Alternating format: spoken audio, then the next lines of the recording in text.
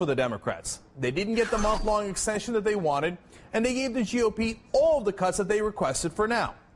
Now, for the next round, the Democrats are bringing in their big guns. They've enlisted Vice President Joe Biden to lead some of the negotiations. But the Republicans are feeling emboldened after their $4 billion victory. Now, that seems strange to me, because the federal budget deficit is projected to be nearly $1.5 trillion in 2011. So it doesn't seem like they did a lot of damage there. Now, today, Republican leaders were crowing about cutting spending.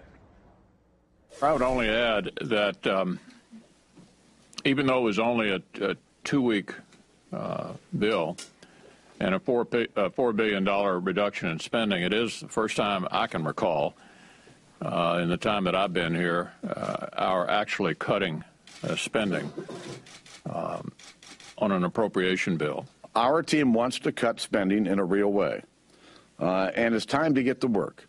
You know, if you give Congress 4 weeks, guess what? They'll take 4 weeks. You give them 6 weeks, they'll take 6 weeks. We've got 2 weeks. Let's get the job done. Now, I guess they're bragging because they got the Democrats to do what they wanted for these next 2 weeks. But what I find interesting about that bragging is, look, 231 House Republicans voted yesterday for a bill to cut $4 billion from the federal budget, right? But before that vote, there was this vote to end oil subsidies. Now, voting for this bill, according to Congressman Markey's office, would have saved $30 billion over the next decade. Republican votes in favor? 0. That's right. Nada. Not one individual. So in the hot pursuit of $4 billion in spending cuts, the Republicans voted to keep $30 billion in big oil subsidies. Now, this is part of why I think there's very little intellectual honesty on the Republican side. Now, most Republicans are just carrying out marching orders from their corporate donors while they pretend to be in favor of small government principles. Now, with the exception of perhaps one Republican, and that is specifically my next guest. Joining me now is the Republican congressman from Texas and former and perhaps future presidential candidate Ron Paul. Congressman Paul, now, I think a lot of the guys on your side, to be honest with you, take money from corporate donors, as I said. You seem to have some principles that you get a lot of respect for that, whether it's in the conservative community or it's in the online community. But today or yesterday, you voted for those oil subsidies as well, $30 billion. Why'd you do that? Well, how do you define a subsidy? See, I don't consider any tax break as a subsidy. That was not a spending bill. That was not a grant. So if they get benefits, I never vote to increase any taxes. I vote to always give tax credits, and I always cut spending. I've never voted for a real spending bill. So I don't think that is in the category of what I would consider a spending bill. Oh, that's interesting. What do you think should be the proper income tax rate? Well, the best would be zero. I mean, we lived most of our history with zero income tax, but you'd have to have a proper sized government. You'd have to have the proper role for government. You can't be the policeman of the world and not have an income tax. So I would not have all my troops around the world. I'd bring the troops home, and I wouldn't have a military-industrial complex that demands so much, but I wouldn't have a welfare state either. And under those conditions, you don't need an income tax. And I think that's the way it should be. You got to raise money somehow, right? I mean, so how would you raise money if you had 0% income tax? Well, how did they raise it before 1913? You know, they had excise taxes and some import taxes, but it wasn't the matter of how you raised the money, it was who was demanding the money. But there's an endless demand when you concede so much to the military-industrial complex and a militaristic foreign policy, and you say that you have to redistribute wealth from cradle to grave and take care of people. I think when people take money from you and give it to somebody else, that's equivalent to stealing from you. I don't want to take any of your money. I want you to invest it and create jobs. So, and I'm personally convinced that I'm on the side of the humanitarian side of this, because if you care about poor people and jobs, you're going to have them more likely if you do it that way rather than the government spending the money, because just look at where we've been with all this spending and printing of money and bailing out. Who gets all the benefits when you run a system like that where you're pretending to redistribute wealth?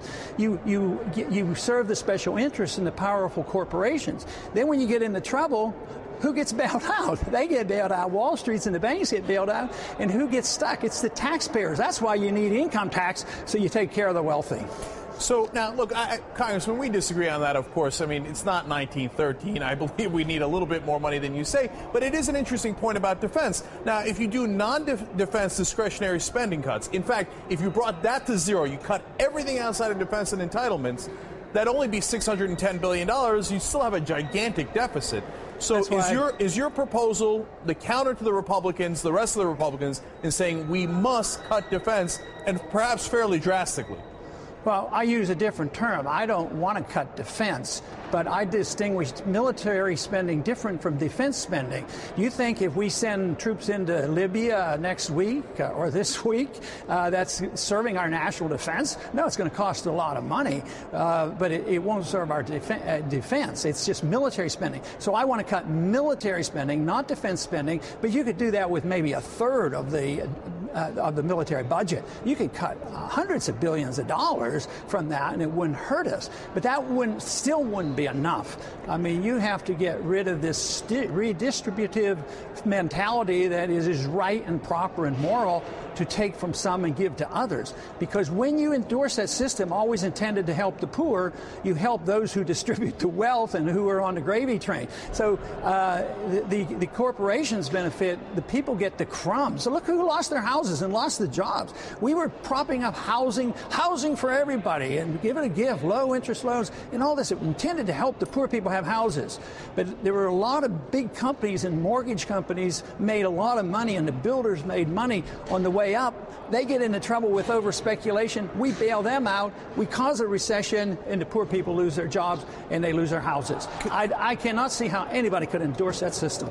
Congressman Paul, you know, a lot of people, of course, do want to spend a lot on defense, namely the Republican Party, certainly some portion of the Democratic Party as well. Whenever you go to cut there, they fearmonger, they scaremonger. So why do you think they're doing it? Is it the money that they're getting from defense contractors? Well, you have to ask both parties that. You know, the Democrats were supposed to cut back on that too. But no, I think the war profiteers have a lot of influence.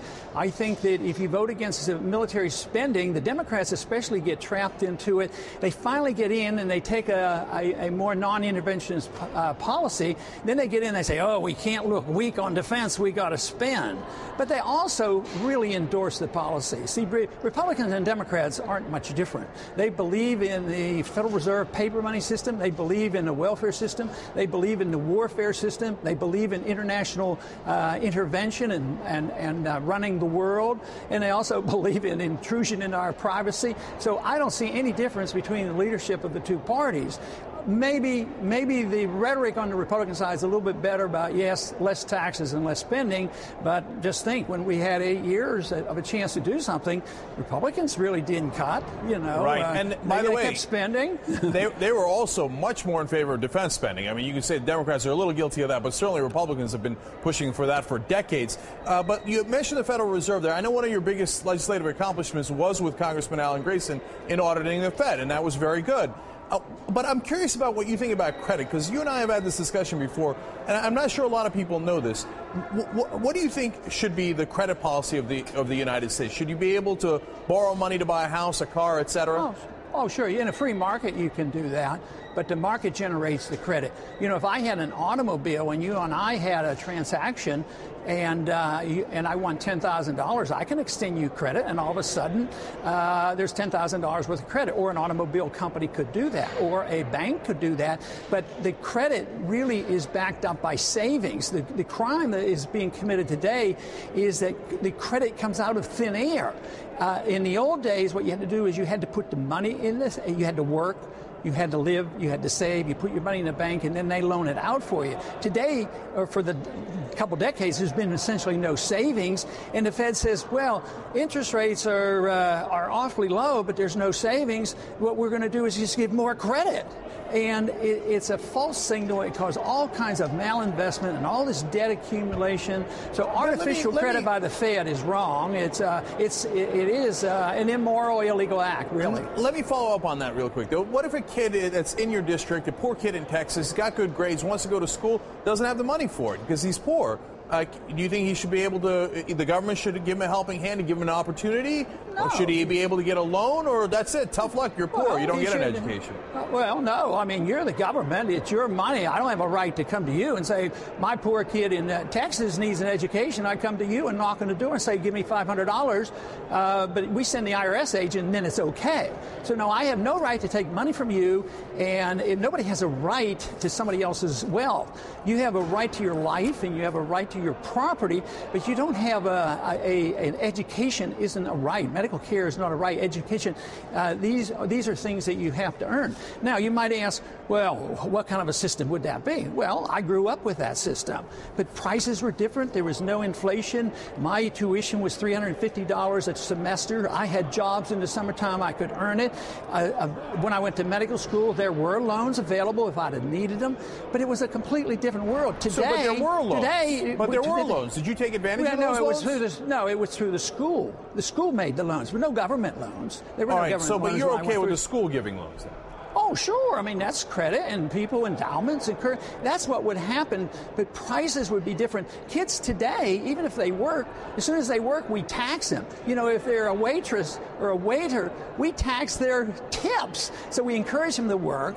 Then they don't have enough money. The prices go up on the tuition, and then we give them grants, and then they get out of college, and they owe $200,000. It makes no sense whatsoever. All right. I don't know how anybody can justify. Congressman, you know, I know you're big online, so we asked our Facebook audience, we have one on TYT Nation, a question for you. Brian Carter wrote in, ask him if he really does support Walker's efforts to destroy unions, because we got a lot of questions on this, and I wanted to ask you about that. Where do you stand on Governor Walker's attempts to go after unions? It's a loaded question, because I can answer for myself. I do not want to destroy unions, but I don't want to give them artificial power.